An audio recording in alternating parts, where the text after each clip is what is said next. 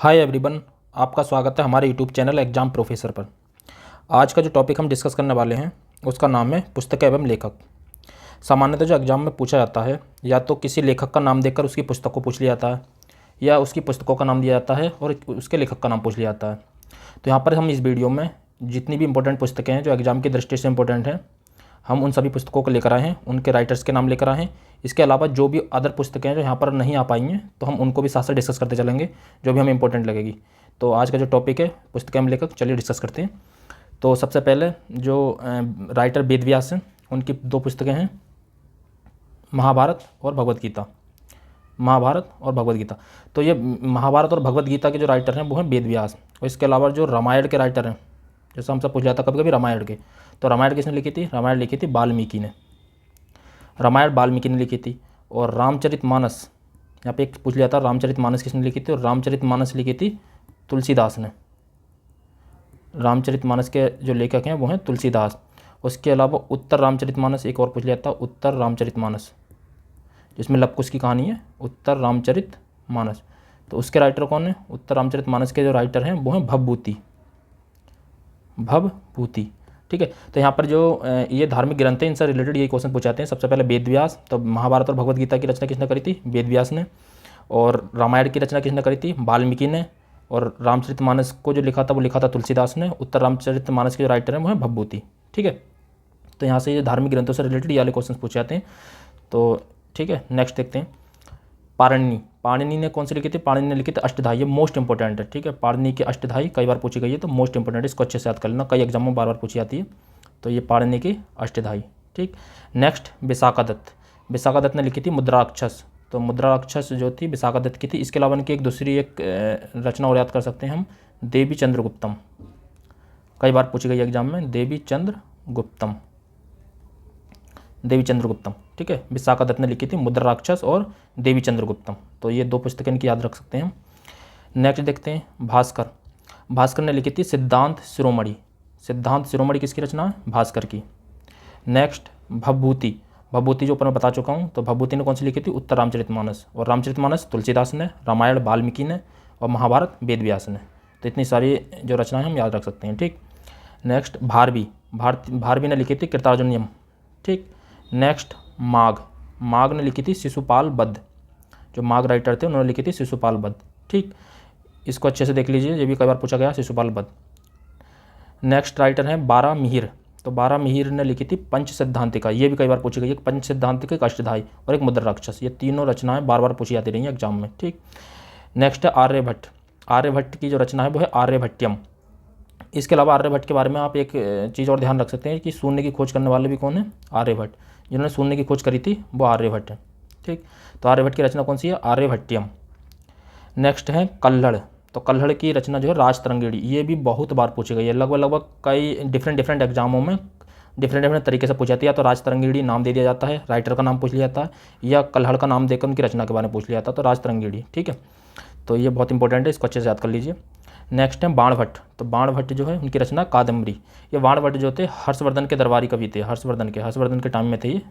हर्षवर्धन को किसके शासक थे? पुष्यभूति वंश के। जो पुष्यभूति वंश था, पुष्यभूति वंश से संबंधित है हर्षवर्धन। और हर्षवर्धन के दरबारी कवि थे बाणभट्ट थे। इसके अलावा कादम्बरी के अलावा इन्होंने एक रचना और करी थी, हर्षचरित। तो हर्षचरित की रचना भी करी थी इन्होंने। तो ये बाणभट्ट के बारे में हम इतनी बेसिक नॉलेज ले सकते हैं कि हर्षवर्धन के टाइम के थे ये, और इनकी कादम्बरी और हर्षचरित इनकी रचना है, ठीक। नेक्स्ट बादशाहन, तो बादशाहन ने लिखी थी कामसूत्र। ये भी मोस्ट इंपॉर्टेंट है, कई बार पूछी गई है, बादशाहन की कामसूत्र। नेक्स्ट अमर सिंह, अमर सिंह ने जो रचना की थी अमरकोश की करी थी। ये किसके समय के हैं? ये चंद्रगुप्त द्वितीय के समय के हैं, चंद्रगुप्त सेकंड के समय के, ठीक है। चंद्रगुप्त सेकंड जो थे ये किसके, कौन से गुप्त काल में? जो समुद्रगुप्त के बाद आए थे, तो ये गुप्त काल में चंद्रगुप्त द्वितीय के समय के हैं अमर सिंह। वो इनके और दरबार में और भी बहुत सारे थे, ठीक। तो अमर सिंह, अमरकोश। नेक्स्ट है शूद्रक, मृक्षकटिकम। तो मृक्षकटिकम ये भी मोस्ट इंपॉर्टेंट है, इसको भी अच्छे याद कर लेना। या तो पुस्तक का नाम दे दिया जाएगा मृक्षकटिकम, या शूद्रक नाम दे दिया जाएगा, पुस्तक का नाम पूछ लिया जाएगा, ठीक है। तो शूद्रकी है मृक्षकटिकम। नेक्स्ट है इलांगो आदिकाल, इलांगो आदिकाल या अडिकल लिखा हुआ है यहाँ पर, तो इलांगो आदिकाल भी है। ये जो है इनकी रचना है शिल्पादिकारम। शिल्पादिकारम रचना जो है ये तमिल ग्रंथ है, बहुत मोस्ट इंपॉर्टेंट है, तमिल ग्रंथ। कई बार पूछा गया तमिल ग्रंथ, तो बहुत ज़्यादा पॉपुलर उधर तमिल का सबसे जो इंपॉर्टेंट ग्रंथ है उनमें माना जाता है तमिल जो शिल्पाधिकारम है, ठीक है, तमिल ग्रंथ है ये जो शिल्पाधिकारम जो रचना है, ये इसके जो नायक है वो है कोवलन, और इसकी जो नायिका है वो है माधवी, ठीक है। तो इनके जो प्रेम विवाह से जो पुत्री पैदा होती है वो होती है मणिमेखली, तो ये उसी के ऊपर है, जो अगली रचना है उसी के ऊपर है, मणिमेखली। तो मणिमेखली शीतल सत्तनार या सतनार भी बोलते हैं इन्हें, तो शीतल सत्तनार जो है उसकी रचना है मणिमेखली। ये तमिल से हैं दोनों संबंधित, बहुत ज़्यादा इंपॉर्टेंट है। अगर तमिल ग्रंथ के बारे में अगर कभी भी कोई भी रचना पूछी जाती है तो इन्हीं से पूछी जाती है, तो शिल्पाधिकारम पूछ ली जाती है, मणिमेखली पूछी जाती है, तो इनको अच्छे से याद कर लेना, ठीक। अगले हैं अलसानी पेद्दन। अलसानी पेद्दन की जो रचना है वो है मनुचरित। तो मनुचरित ये किससे है, अलसानी पेद्दन किससे है, तेलुगु कवि है जी अलसानी पेद्दन। ऐसी एक नंदी तिम्मन ने जो न प्रजातरणी की थी, ठीक है, तो ये तेलुगु कवि हैं अलसानी पेद्दन। नेक्स्ट दंडी की जो रचना है वो है 10 कुमार चरितम या अवंती सुंदरी। तो यहाँ पर अवंती सुंदरी तो इतनी इंपॉर्टेंट नहीं है, ये जो एग्जाम में बार बार पूछी गई है 10 कुमार चरितम, ठीक है। अश्वघोष की जो रचना है बुद्ध चरितम है। ये अश्वघोष किसके समय में थे, कनिष्क के समय में। एक और थे इनके साथ चरक, ये तो वैद्य थे और ये कवि थे, तो ये वैद्य थे और ये जो है कवि थे। तो इन्होंने चरक ने क्या लिखी थी, चरक संहिता। जब भी कोई डॉक्टर बनता है तो चरक ओथ भी लेता है, ठीक है। इस समय जो वर्तमान में ली जाती है वो चरक ओथ ली जाती है, ठीक है। तो चरक ने लिखी चरक संहिता, वो भी बहुत इंपॉर्टेंट है। नेक्स्ट चाणक्य।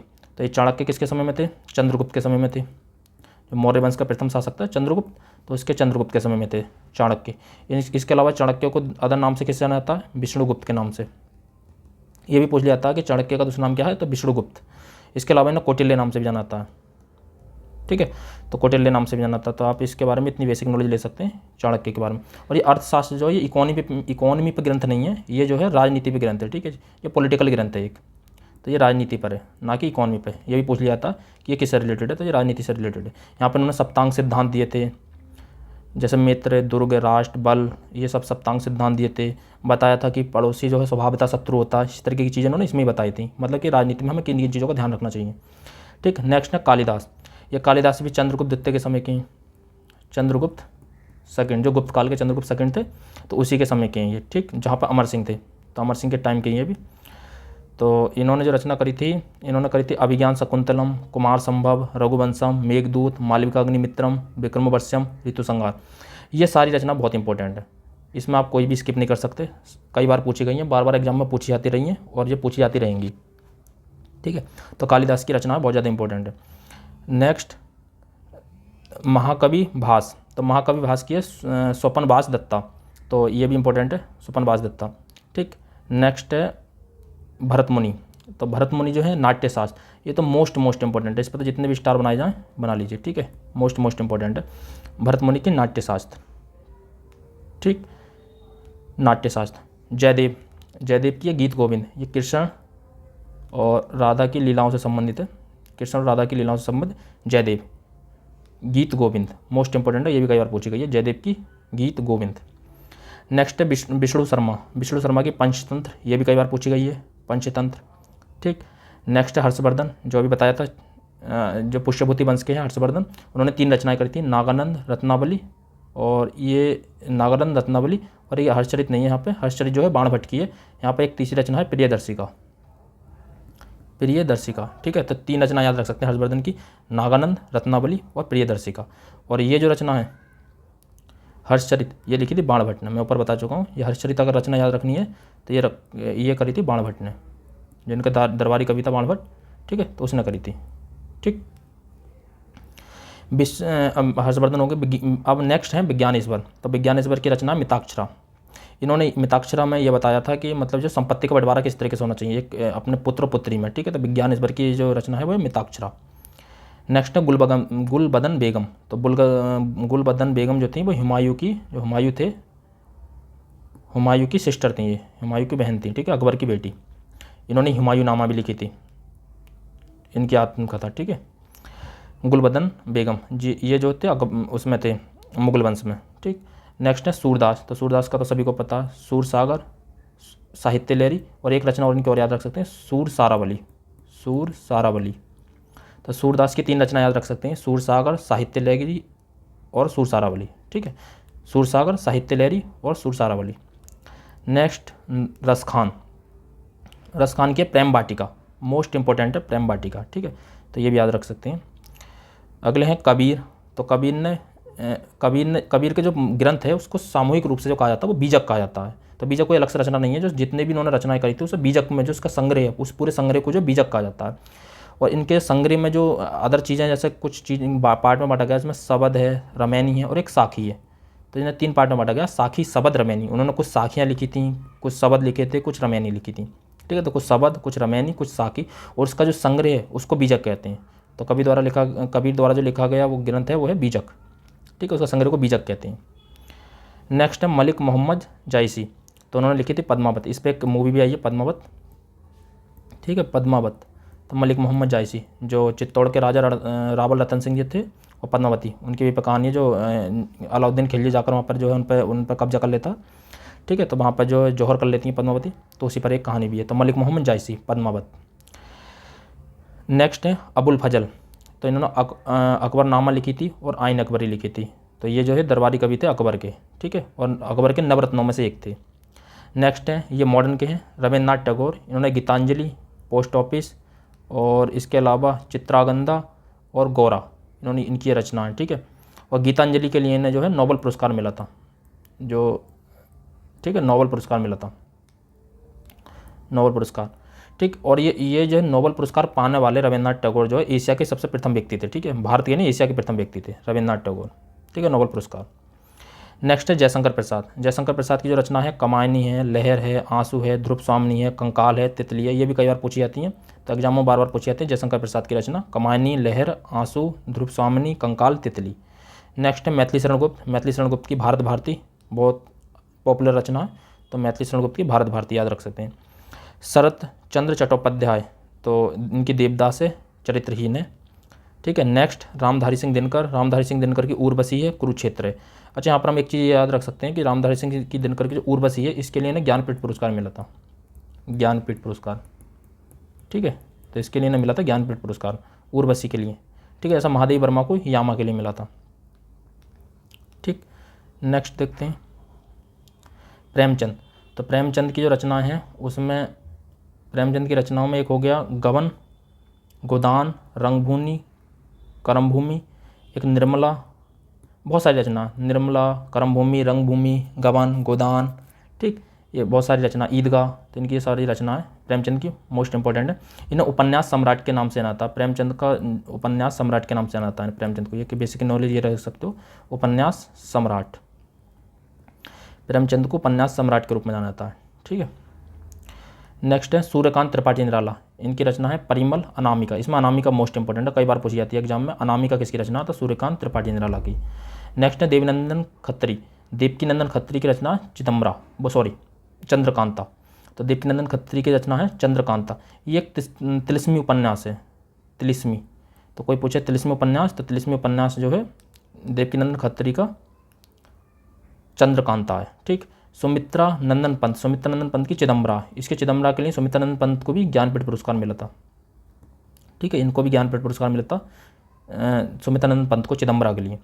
महादेवी वर्मा की कौन सी है, यामा, सांदगीत, नीरजा, तो मैंने ऑलरेडी बता रखा यामा के लिए इन्हें ज्ञानपीठ पुरस्कार मिला था। तो ये भी पूछ लिया जाता है ज्ञानपीठ पुरस्कार किन किन को मिल रखा है और किस किस रचना के लिए मिल रखा है। तो एक याद रख सकते हैं चिदम्बरा के लिए सुमित्रा नंदन पंत को मिल रखा है, और उर्वशी के लिए रामधारी सिंह दिनकर को मिल रखा है, और महादेवी वर्मा को मिल रखा है यामा के लिए, ठीक। यशपाल ने दादा कॉमरेड लिखी थी, ये भी मोस्ट इंपॉर्टेंट है, ठीक है। कुछ ये विदेशी लेखकों की कुछ पुस्तकें हैं, ये भी कभी कभी पूछ ली जाती हैं, ऐसे ये सबसे ज़्यादा पूछी जाती है फिरदौसी की शाहनामा ही बोलते हैं या शाहनाम भी बोल देते हैं, ठीक है। तो फिरदौसी की मोस्ट इंपॉर्टेंट है शाहनाम। पिलनी की नेचुरल हिस्ट्री याद रखना चाहो तो रख सकते हो, ये भी कभी कभी पूछ ली जाती है, वरना फिरदौसी की तो याद ही रखना। नेक्स्ट है Adam Smith, wealth of Nations.